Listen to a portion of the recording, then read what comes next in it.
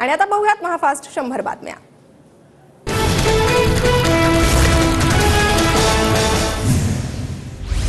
मुंबई शिक्षक मतदारसंघासाठी शिवाजीराव नलावडेंना उमेदवारी। अजित पवार गटाकडून मुंबई शिक्षक मतदारसंघासाठी उमेदवारी जाहीर। शिंदे फडणवीस अजित पवारांची सह्याद्री अतिथीगृहावर बैठक सुरू। मान्सूनपूर्व कामांचा आढावा घेण्यासाठी बैठक सुरू। पालिका आयुक्त भूषण गगराणी ही बैठकीला उपस्थित। मनसे नेते अभिजित पानसेंनी घेतली मुख्यमंत्री शिंदेंची भेट। मनसेकडून पानसेंना कोकण पदवीधर मतदारसंघातून उमेदवारी। वर्षा निवासस्थानी पानसेंनी शिंदेंची भेट घेतली। ठाकरेंपासून लांब असणारा अल्पसंख्याक समाज यंदा त्यांच्यासोबत। लोकसभा निवडणुकीत काय होईल हे ब्रह्मदेवही सांगू शकणार नाही। अजित पवारांच्या वक्तव्याची राजकीय वर्तुळात चर्चा। विधानसभेच्या तयारीला लागणं नितांत गरजेचं आहे। त्यासाठी राष्ट्रवादी काँग्रेस पक्षाचे विभागाचे जिल्ह्याचे मेळावे घेऊ। पक्ष मेळाव्यात अजित पवारांचं वक्तव्य। 2004च्या मुख्यमंत्री पदाबाबतच पक्ष फुटला असता हे शरद पवारांचं वक्तव्य खोटं। भुजबळ सीएम होतील असं मला वाटत होतं। अजित पवारांचं वक्तव्य। संविधान बदललं जाणार नाही हे लोकांना पटवून देताना नाकी नऊ आले। विरोधकांच्या संविधान बदलाच्या आरोपाचा निवडणुकीत परिणाम दिसला। भाजपच्या 400 पारच्या नाऱ्यावर बोलताना भुजबळांचं वक्तव्य। अजितदादा यावेळी खटपट होता कामा नये। विधानसभेला जास्त जागा मिळायला हव्या। 80 ते 90 जागा देण्याचं भाजपनं सांगितलं। राष्ट्रवादी काँग्रेसच्या बैठकीत भुजबळांचं वक्तव्य। भाजप मोठा भाऊ हे मान्य। त्यांना जास्त जागा द्याव्या लागतील। विधानसभेच्या जागा वाटपावर भुजबळांची प्रतिक्रिया। विधानसभेसाठी तीनही पक्ष बसून योग्य फॉर्म्युला ठरवतील। भाजप मोठा पक्ष, मित्रपक्षांनाही योग्य जागा मिळतील। फडणवीसांचं भुजबळांच्या विधानसभा जागा वाटपाच्या मागणीवर उत्तर। भुजबळ नेहमी भाजपला डिवचत असतात। त्यांची भूमिका बरोबर नाही। आम्ही नेहमी भुजबळांचं का ऐकून घ्यावं? भाजप नेते निलेश राणेंचा ट्विटद्वारे सवाल। पुणे अपघात प्रकरणात अजित पवारांची नार्को टेस्ट करा। सामाजिक कार्यकर्त्या अंजली दमानिया यांची मागणी। पोलीस आयुक्तांना फोन केला होता की नाही स्पष्ट सांगा, दमानियांचा सवाल।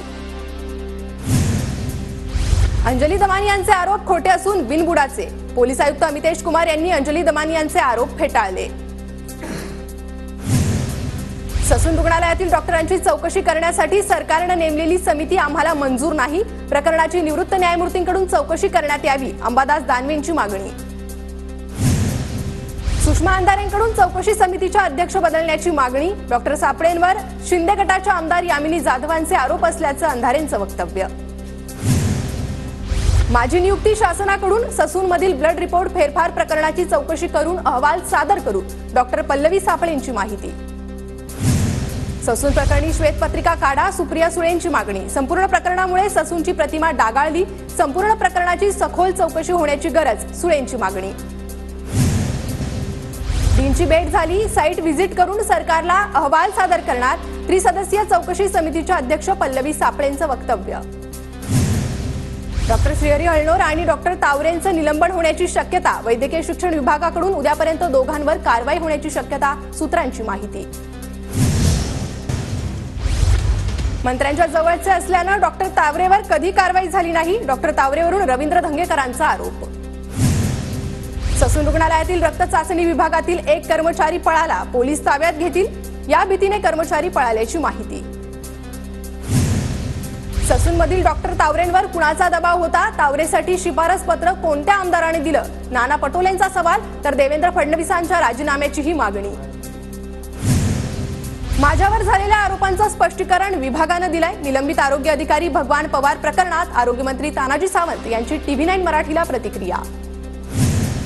सुषमा अंधारे पुणे विद्यापीठात कुलगुरूंची भेट घेतली। पुणे विद्यापीठात गांजा सापडल्याचा आरोप। दिल्लीतील 1 जूनच्या इंडिया आघाडीच्या बैठकीला उद्धव ठाकरे, संजय राऊत उपस्थित राहणार नाही। परदेशात असल्यानं ठाकरे गटाचा एक प्रतिनिधी बैठकीला उपस्थित राहणार। राज्यसभेच्या रिक्त जागेसाठी 25 जूनला पोटनिवडणूक होणार। प्रफुल्ल पटेल यांनी राजीनामा दिल्यानं रिक्त असलेल्या एका जागेसाठी 25 जूनला पोटनिवडणूक होणार।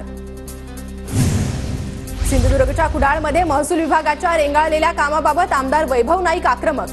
कामाचा आढावा घेत वैभव नाईकांनी अधिकाऱ्यांना विचारला जाब। अमरावती लोकसभा मतदारसंघाच्या मतमोजणीसाठी 3 जूनला रंगीत तालीम होणार। मतमोजणीसाठी प्रशासनाची तयारी अंतिम टप्प्यात।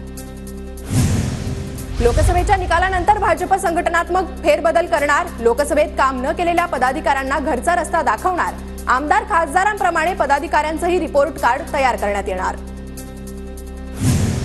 पुण्याच्या खेडमध्ये लोकसभेच्या निकालाआधीच भावी आमदाराचे बॅनर, भाजप पुणे जिल्हा अध्यक्ष शरद बुट्टेंची बॅनरबाजी, वाढदिवसाच्या निमित्ताने झळकले बॅनर. रत्नागिरी सिंधुदुर्ग लोकसभा मतदारसंघाच्या मतमोजणीसाठी तयारी सुरू, निवडणूक विभागाकडून मतमोजणीसाठी 1000 कर्मचाऱ्यांची नियुक्ती. पुणे शहरात 10 जूनपर्यंत मनाई आदेश लागू, कायदा सुव्यवस्था आणि अनुचित प्रकार टाळण्यासाठी मोर्चे, धरणं आंदोलन, उपोषण करण्यास मनाई. कोकण पदवीधर मतदार नोंदणीसाठी आजपर्यंत मुदत, सिंधुदुर्ग जिल्ह्यात 25 मतदान केंद्रावर 26 जून रोजी मतदान होणार. साताऱ्याच्या दरेगावात मुख्यमंत्री एकनाथ शिंदेंचा 4 दिवस मुक्काम, घरगुती कार्यक्रमाला लावणार हजेरी.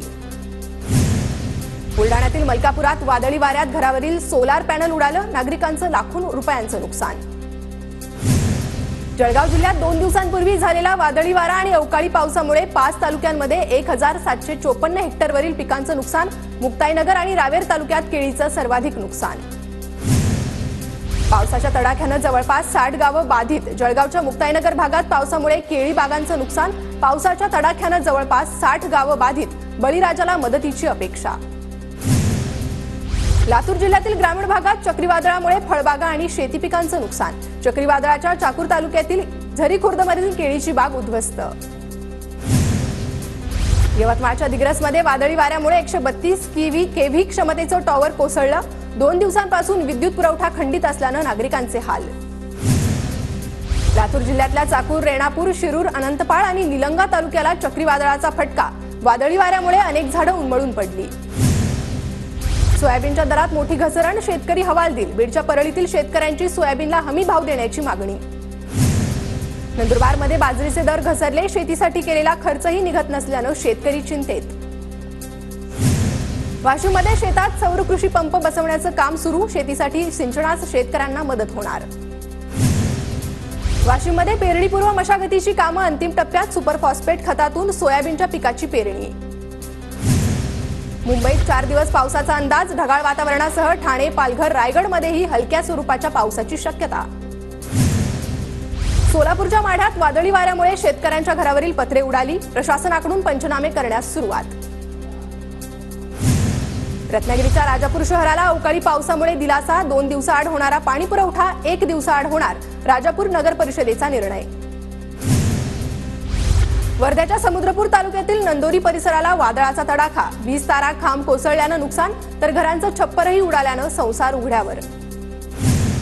छत्रपती संभाजीनगरमधील पाझर तलाव आटलं, तलावात पाणी नसल्यानं मासे कीटकांचेही हाल, नागरिकांसह पशुपक्ष्यांचाही पाणी टंचाईचा सामना.